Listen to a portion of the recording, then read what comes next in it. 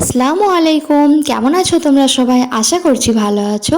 আলহামদুলিল্লাহ আমরা অনেক ভালো আছি। আচ্ছা, তোমাদের মধ্যে পান্ডুয়ার মেলার নাম কে কে শুনেছো বলো?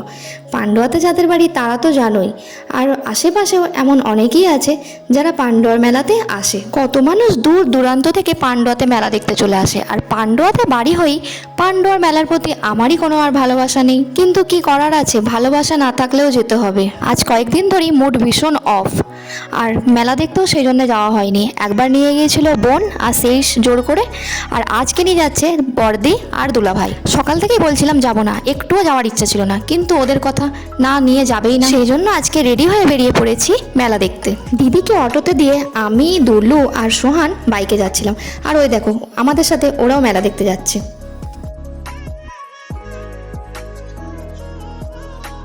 আর ওই যে দেখা যাচ্ছে পান্ডুয়া মেলার বিখ্যাত নাগরদোলা, চিনতে পারছো তোমরা?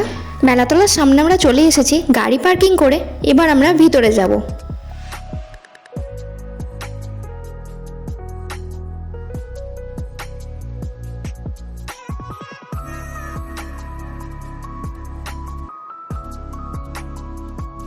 মেলায় এসে আমার দিদি আর কিছু কিনুক না কিনুক, ফুল কিনবেই। ফুল ওর ভীষণ প্রিয়, বাড়িতেও যেমন অনেক ফুল গাছ লাগানো, আর মেলাতেও আর্টিফিশিয়াল ফুল ও প্রচুর কেনে। আর ঠিক এই কারণেই ফার্স্টেই ও ফুলের দোকানে চলে এসেছে। মেলাতে ঢুকতেই এই এভারগ্রিন জড়িটাকে দেখে ভিডিও না করে থাকতে পারলাম না, তাই লুকিয়ে লুকিয়ে আমি পিছন থেকে একটু ভিডিও করেই নিয়েছিলাম।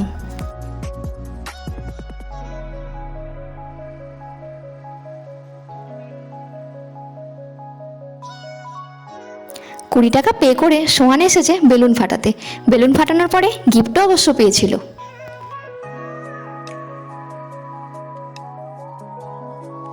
মেলা দেখতে গিয়ে আমি কিছুই কিনিনি, কিন্তু খাওয়া দাওয়া হয়েছে প্রচুর।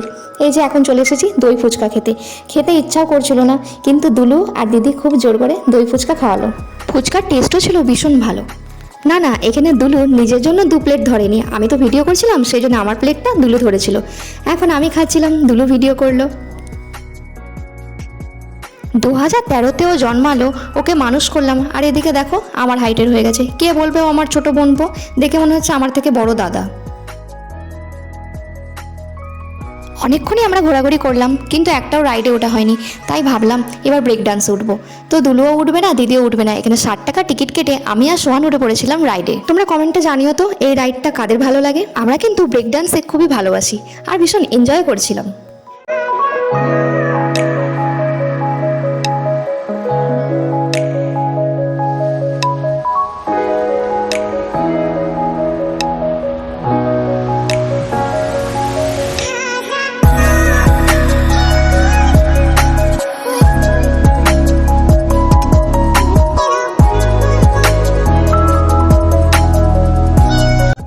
এই যে ছোটোবেলার স্মৃতি মনে করে দেওয়ার কিছু জিনিস, ছোট্ট একটা বটি, যেগুলো নিয়ে আমরা ছোটোবেলায় অনেক খেলা করেছি। তারপরেই চলে এসেছিলাম বেলুন ফাটাতে। প্রথমে তো বেলুন ফাটাবো না ভেবেছিলাম, তারপর সোহান খুব রিকোয়েস্ট করলো, বললো খালামণি আপনিও একটা ফাটান। একটা যেই ফাটাতে পেরেছি তারপর তো খুবই ভালো লাগছিল, সেই জন্য 3টেই ফাটিয়ে ফেলেছি। আর আমরা কিন্তু গিফটও পেয়েছিলাম। কি গিফট ছিল তোমরাও দেখো।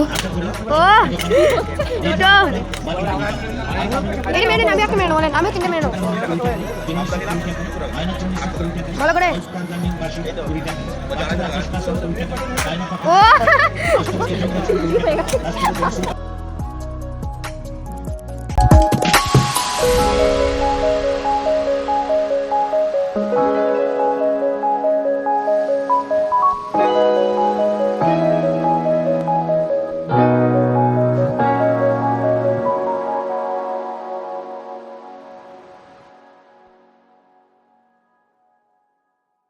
মেলায় ঘুরতে ঘুরতে প্রায় বেজে গেছে 8:30। এখন বাড়ি ফেরার সময়।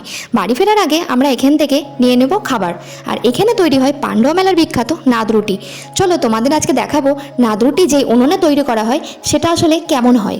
এখানে কিন্তু অনেকগুলোই হোটেল পাওয়া যাবে, আর আমরা এসেছিলাম আজকে রয়্যালের নাম্বারটাও তোমাদেরকে দিয়ে দিলাম, চাইলে যোগাযোগ করেই নিতে পারো।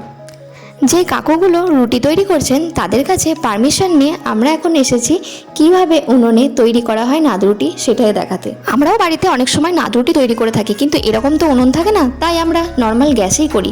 আর এই যে প্রসেসটা এখানে দেখানো হচ্ছে, এই প্রসেসটা দেখতে আমার ছোটোবেলা থেকে ভীষণ ভালো লাগে, তাই যতবারই রুটি নিতে আসি এখানে একবার করে আসি তৈরিটা দেখতে।